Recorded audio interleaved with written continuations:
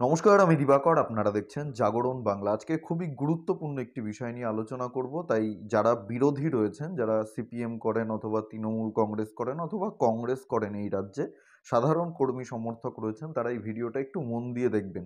আপনাদের দলের নেতারা সবসময় অভিযোগ করে যে নরেন্দ্র মোদী ধর্মের নামে রাজনীতি করে, নরেন্দ্র মোদী মন্দিরের নামে ভোট চায়, রামের নামে ভোট চায়।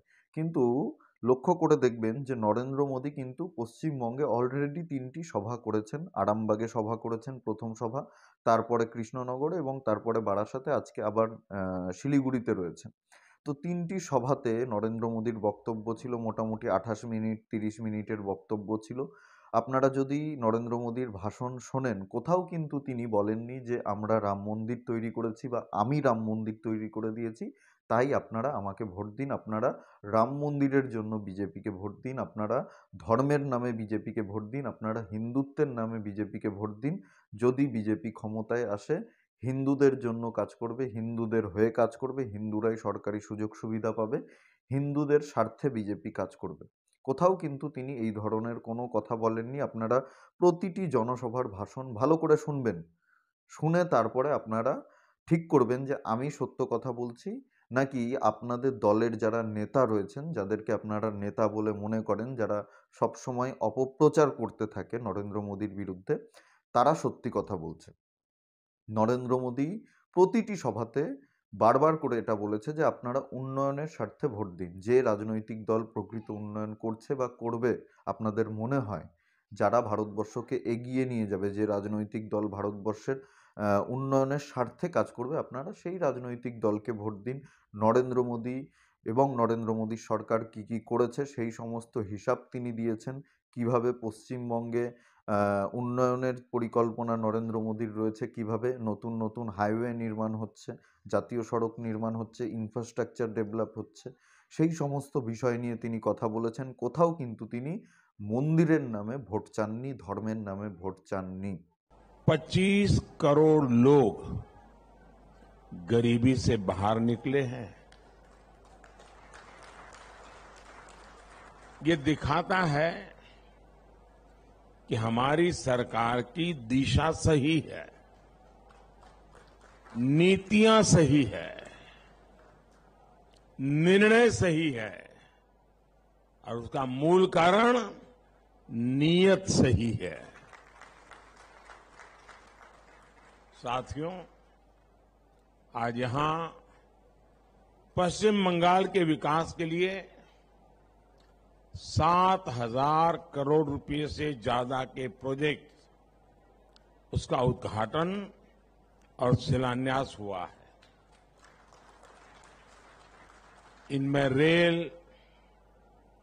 पोर्ट, पेट्रोलियम और जल शक्ति से जुड़ी परियोजनाएं शामिल है।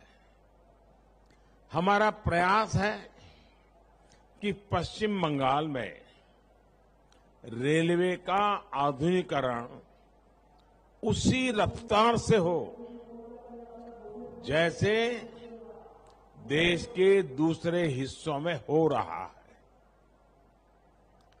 आज जिन परियोजनाओं का लोकार्पण हुआ है, उनमें जाड़ग्राम सलगाजरी तीसरी लाइन से रेल परिवहन और बेहतर होगा। इससे क्षेत्र के उद्योगों और पर्यटन को बढ़ावा मिलेगा। सौंडलिया, चंपापुकुर और डानकुनी भट्टनगर बाल्टीकुटी रेल रूट, इस पर दोहरीकरण भी किया गया है। इससे उस रूट पर ट्रेनों की आवाजाही बेहतर होगी। भविष्य की जरूरतों को ध्यान में रखकर श्यामा प्रसाद मुखर्जी पोर्ट और इससे जुड़ी 3 और योजनाओं का विस्तार किया जा रहा है। इस पर भी केंद्र सरकार 1,000 करोड़ रुपए से ज्यादा खर्च करने जा रही है। साथियों, भारत ने दुनिया को दिखाया कि पर्यावरण के साथ तालमेल बिठाकर विकास कैसे किया जा सकता है। हल्दिया से बरौनी तक 500 किलोमीटर से ज्यादा लंबी क्रूड ऑयल की पाइपलाइन इसका उदाहरण है। इसके जरिए क्रूड ऑयल को 4 राज्यों बिहार, झारखंड, ओडिशा और पश्चिम बंगाल से होते हुए 3 अलग अलग रिफाइनरी तक पहुंचाया जाएगा। इससे खर्च भी कम होगा और पर्यावरण सुरक्षा से जुड़ी चिंताएं भी कम होगी। आज जो पश्चिम मेदिनीपुर में एलपीजी बॉटलिंग प्लांट शुरू हुआ है, उसका लाभ 7 जिलों को होगा। इससे यहां एलपीजी की मांग को पूरा करने में मदद मिलेगी और साथ साथ नौजवानों के लिए रोजगार के अनेक नए अवसर भी बनेंगे। आज हुगली नदी के प्रदूषण को कम करने के उद्देश्य से सीवेज ट्रीटमेंट प्लांट को भी शुरू किया जा रहा है। इसका भी फायदा हावड़ा, कमरहाटी और बारानगर के क्षेत्र में रहने वाले लाखों लोगों को होगा। साथियों, किसी भी राज्य में इंफ्रास्ट्रक्चर का एक प्रोजेक्ट शुरू होता है तो वहां के लोगों के लिए आगे बढ़ने के कई रास्ते तैयार हो जाते हैं। भारत सरकार ने इस साल पश्चिम बंगाल में रेलवे के विकास के लिए 13,000 करोड़ रुपए से ज्यादा का बजट दिया है। 13,000 करोड़। ये राशि 2014 से पहले की तुलना में 3 गुना से भी अधिक है। हमारा प्रयास है कि यहां रेल लाइनों का इलेक्ट्रिफिकेशन, यात्री सुविधाओं का विस्तार और रेलवे स्टेशनों का पुनर्विकास तेज गति से हो। जिले के कल्याणी में बने इस एम्स का कुछ दिन पहले ही वीडियो कॉन्फ्रेंस के माध्यम से मैंने लोकार्पण किया है। लगभग 1,000 बेड्स का ये आधुनिक अस्पताल बहुत सारी सुविधाएं लेकर आया है, रोजगार के अवसर लेकर आया है। लेकिन पश्चिम बंगाल सरकार को कल्याणी एम्स के बन जाने से उसको दिक्कत है, उसको परेशानी है। वो कह रही है इसकी परमिशन क्यों नहीं ली।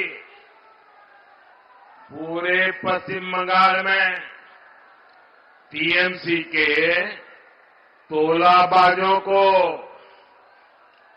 भूमाफिया को, लूट की, गुंडागर्दी की खुली परमिशन, लेकिन इतने बड़े अस्पताल को लेकर टीएमसी सरकार पर्यावरण से जुड़ी परमिशन का अड़ंगा लगा रही है। कमीशन ना मिले तो टीएमसी सरकार हर तरह की परमिशन रोक देती है। पहले कमीशन, फिर परमिशन। मैं आपको एक और उदाहरण देता हूं। भाजपा सरकार आयुष्मान योजना के तहत गरीबों को 5 लाख रुपए तक के मुफ्त इलाज की सुविधा देती है।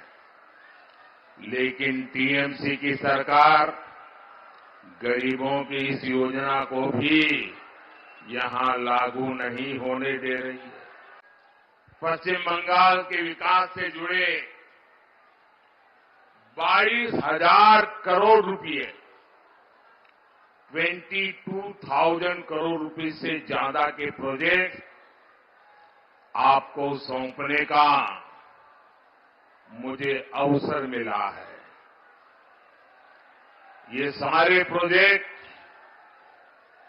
पश्चिम बंगाल की कनेक्टिविटी,